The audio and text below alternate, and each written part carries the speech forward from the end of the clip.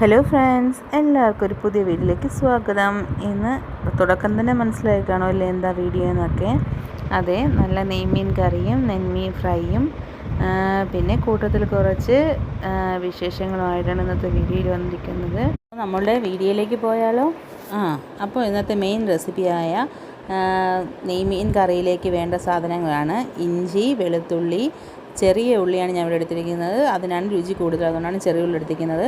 ഒരു 10-15 ചെറിയ ഉള്ളി എടുത്ത് നന്നായിട്ടൊന്ന് ചതച്ച് വയ്ക്കുക. അതേപോലെ തന്നെ ഒരു കഷ്ണം ഇഞ്ചി, ഒരു തുടം വെളുത്തുള്ളി ഇതെടുത്ത് നന്നായിട്ടൊന്ന് ചതച്ച് വയ്ക്കുക.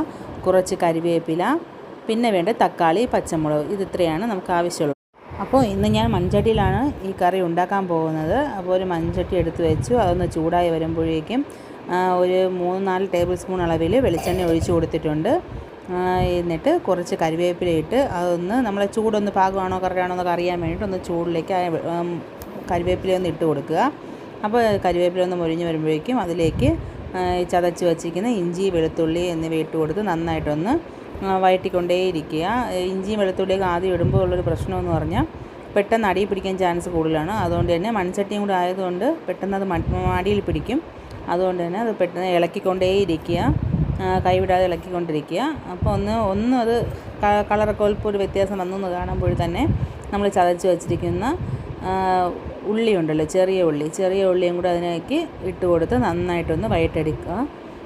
ചെറിയ ഉള്ളിയുടെ കളറൊന്ന് മാറി വരുന്നത് വരെ നന്നായിട്ടൊന്ന് വഴറ്റിക്കൊണ്ടേയിരിക്കണം.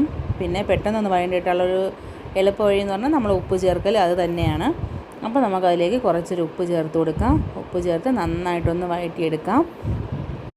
നമ്മുടെ ഉള്ളിയും വെളുത്തുള്ളിയും ഇഞ്ചിയും എല്ലാം അവിടെ കിടന്ന് നന്നായിട്ടൊന്ന് വഴണ്ട് വരുന്നുണ്ട്. അപ്പോൾ ഇനി എനിക്ക് നിങ്ങളുടെ കാര്യം പറയാനുള്ളത്, ഇന്നത്തെ വളരെ തിരക്ക് പിടിച്ചൊരു ദിവസമായതുകൊണ്ട് തന്നെ വീഡിയോ എടുക്കണമെന്ന് വിചാരിച്ചതാണ്. എന്ന് വെച്ചാൽ വേണോ വേണ്ടേ എന്നുള്ളൊരു ഡൗട്ടിലായിരുന്നു. പക്ഷേ മീൻ കിട്ടിയപ്പോൾ നെയ്മീൻ ആയതുകൊണ്ട് ഇത് അധികം ഇവിടെ കിട്ടാറില്ല. അപ്പോൾ കിട്ടിയപ്പോൾ എനിക്ക് തോന്നി നിങ്ങൾക്ക് കൂടെ ഷെയർ ചെയ്ത് തരാം. നല്ല ഫ്രഷ് ആയിട്ടുള്ള നെയ്മീനായിരുന്നു. ഇവിടെ വന്ന് തന്നെയാണ് അവർ നമ്മളുടെ മുന്നിലിട്ടാണ് അത് കട്ട് ചെയ്തൊക്കെ നമുക്ക് തരുന്നത്. അതിന് കട്ട് ചെയ്യുന്നൊരു വീഡിയോ എന്നിലുണ്ട്, അത് നിങ്ങൾക്ക് താല്പര്യമുണ്ടെങ്കിൽ ഞാൻ ഇട്ട് തരാം. അപ്പോൾ എനിക്കിന്ന് ഇതിനോട് ഫങ്ഷൻസ് ഉണ്ട്, ഞാൻ അത് ഇതിനകത്ത് ഉൾപ്പെടുത്തുന്നുണ്ട്. ഒരു മാരേജ് ഫങ്ഷനാണ്. മാരേജ് കഴിഞ്ഞിട്ട് അതിൻ്റെ റിസപ്ഷൻ, മാരേജ് നാട്ടിൽ വെച്ചിട്ടായിരുന്നു, പാലക്കാട് വെച്ചിരുന്നായിരുന്നു. അപ്പോൾ അവിടെ വെച്ചിട്ട് കഴിഞ്ഞിട്ട് ഇവിടെ കൊണ്ടുവന്ന് അതിൻ്റെ റിസപ്ഷനൊക്കെ ചെയ്യുന്നുണ്ട്. അപ്പോൾ ആ റിസപ്ഷൻ്റെ വീഡിയോയുടെ ഇവിടുത്തെ നമ്മൾ ഹൈദരാബാദിലെ ഒരു മാരേജ് വീഡിയോ ഇടണമെന്ന് എനിക്ക് നല്ല ആഗ്രഹം ഉണ്ടായിരുന്നു. അതുകൊണ്ടാണ് ഇപ്പോൾ റിസപ്ഷൻ വീഡിയോ ഫസ്റ്റ് തന്നെ ചെയ്യാമെന്ന് കരുതിയാണ് റിസപ്ഷൻ വീഡിയോ ഇടുന്നത്. അപ്പോൾ ഇവിടുത്തെ ആഹാരവും റിസപ്ഷൻ്റെ രീതിയും എല്ലാം ഞാൻ അതിനകത്ത് ഇൻക്ലൂഡ് ചെയ്യുന്നുണ്ട്. എല്ലാവരും കണ്ടിട്ട് അഭിപ്രായം പറയണം. അപ്പോഴേക്കും നമ്മളുടെ ഉള്ളിയൊക്കെ വഴണ്ട് വന്നിട്ടുണ്ട്. നമുക്കിതിലേക്ക് നമ്മൾ അരിഞ്ഞു വെച്ചിരിക്കുന്ന തക്കാളിയും കൂടെ അങ്ങ് ചേർത്ത് കൊടുക്കാം. തക്കാളിയും പച്ചമുളകും കൂടെ ചേർത്ത് കൊടുത്ത് നന്നായിട്ടൊന്ന് വഴറ്റിയെടുക്കാം.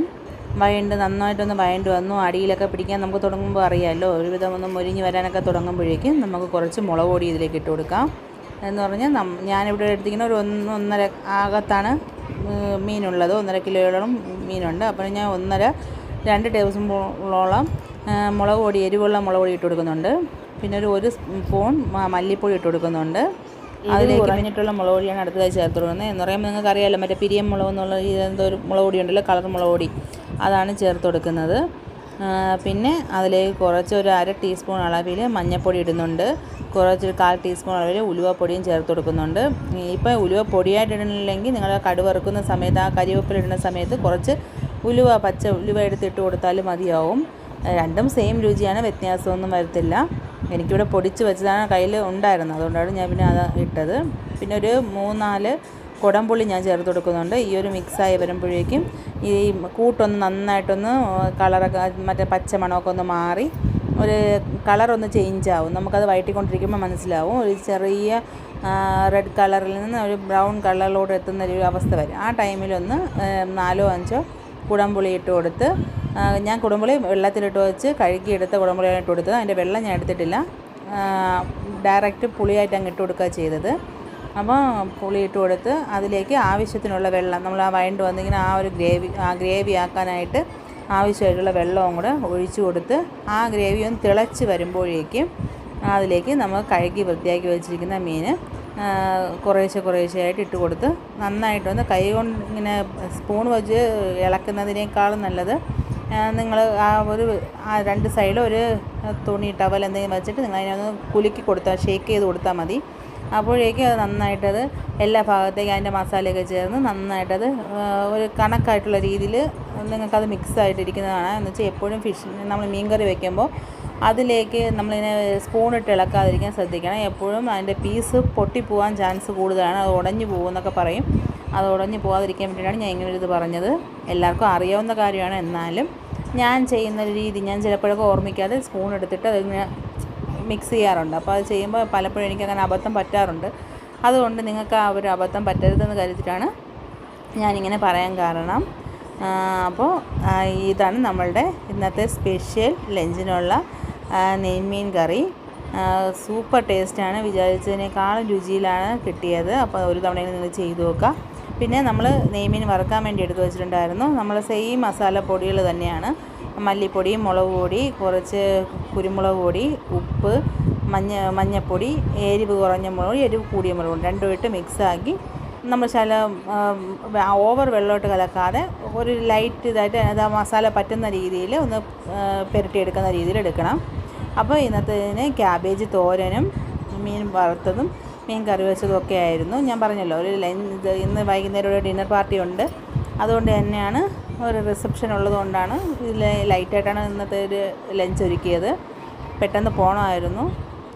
അപ്പോൾ ഇവിടെ നിന്ന് ഞങ്ങളുടെ വീട്ടിൽ നിന്നും കുറച്ച് ദൂരം ഉള്ളതുകൊണ്ട് തന്നെ റെഡിയാവലും പിന്നെ മക്കൾ റെഡിയാക്കലും ഒക്കെ ആയിട്ട് കുറച്ച് ബുദ്ധിമുട്ടായിരിക്കുമല്ലോ. അതുകൊണ്ട് തന്നെയാണ് ചെറിയൊരു ലഞ്ചാണ് ഞാൻ ഒരുക്കിയത്. നിങ്ങൾക്ക് ഇഷ്ടപ്പെട്ടെങ്കിൽ തീർച്ചയായിട്ടും കമൻറ്റ് ചെയ്യണം.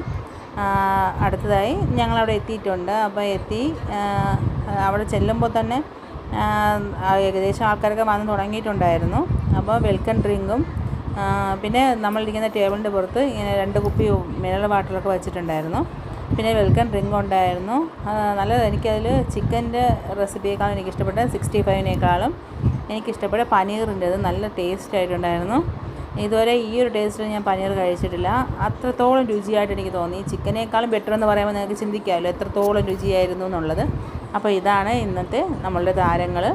ഞാൻ അവരുടെ ഒരു ഫോട്ടോ ഇതിനകത്ത് ഇൻക്ലൂഡ് ചെയ്തിട്ടുണ്ട്. അപ്പോൾ ഇതാണ് ഫംഗ്ഷൻ നടക്കുന്നത്. അപ്പോൾ ഇതാണ് ഹാളും പരിസരവും. ഞാൻ അതിൽ പെട്ടെന്ന് കിട്ടിയപ്പോൾ ഒന്ന് എടുത്തു. അപ്പോൾ ഫ്രെയിമിലേക്ക് എൻ്റെ മോളിലൂടെ കയറി വന്നു.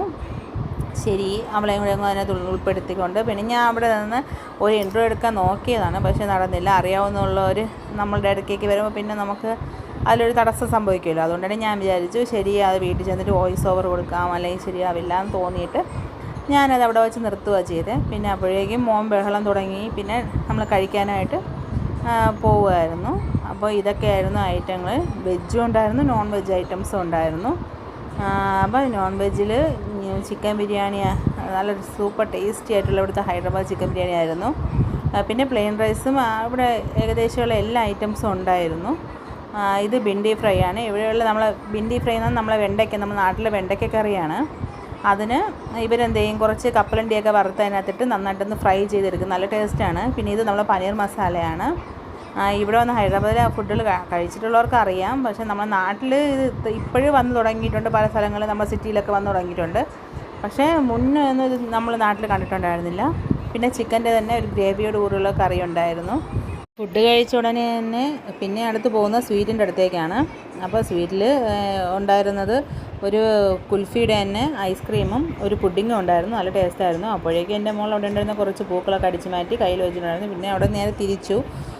എവിടെ ഫംഗ്ഷൻ വേണമെങ്കിലും അവർക്ക് കൊടുക്കുന്നൊരു ഇഷ്ടമാണ്. നിങ്ങളുടെ കുട്ടികൾ ഇങ്ങനെയാണെന്ന് കമൻറ്റ് ചെയ്യണം.